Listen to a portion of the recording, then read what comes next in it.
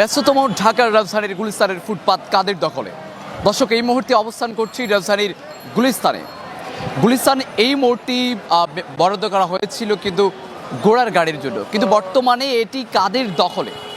বর্তমানে আমরা দেখছি যে কিছু অসাধু ব্যবসায়ী তারা এই ফুটপাতটি দখল করে তারা নিত্যদিনের মতো প্রতিদিন তারা এখানে ব্যবসা করে যাচ্ছেন। ভাই আমরা বসার রাইট নেই ভাই, আমরা গরিব মানুষ কই যাই, বসার তো স্থান নেই, এই জন্য বসলাম না। আমরা কারো কিছু দেয় না, পুলিশ আসে উচিত করে চলে যায় ভাই। আমরা জানি না হয়তো কেউ দেয় কিনা, আমরা নতুন আর সেটি বুঝি না ভাই।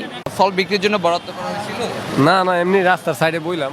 গুলিস্তানের এই যে ফুটপাতটা কিন্তু ঘোড়া গাড়ির জন্য বরাদ্দ করা হয়েছিল, সেখানটিতে আমরা দেখছি আপনারা কেউ জুতা নিয়ে বসছেন, কেউ ফল নিয়ে বসছেন, এমনটি কেন ভাই? এই ফুটপাতে আমরা এই সাইডে জায়গা পাইলে বই আবার জায়গা এরকমই। আমরা আমাকে হামলাতে আমরা দৌড় দিই, এই অবস্থা। আপনারা কি এটা মানেন যে আপনাদের কারণে রাস্তায় জ্যামজট হচ্ছে? যান আমরা তো সবাই বসি ভাই। এটা ঢাকা শহর, আপনারা ট্যাক্স দেওয়া ছাড়া নিশ্চয়ই ব্যবসা করেন না। আমরা কাউকে টাকা দেই না, আমাদেরকে বসা নিষে দেয়, কিন্তু আমরা এখানে আমরা বসি, ওই উপরে আবার পুলিশ এসে হামলাতে আমরা সরে যাই।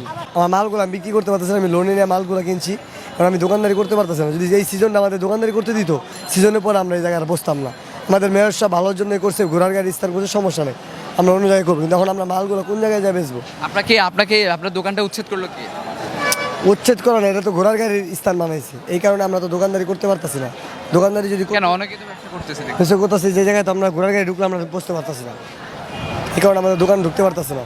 10-15 দিন আমাদের করার সুযোগ দিত, তাহলে আমরা দোকানটা করতে পারতাম, এটা আমার ইচ্ছা।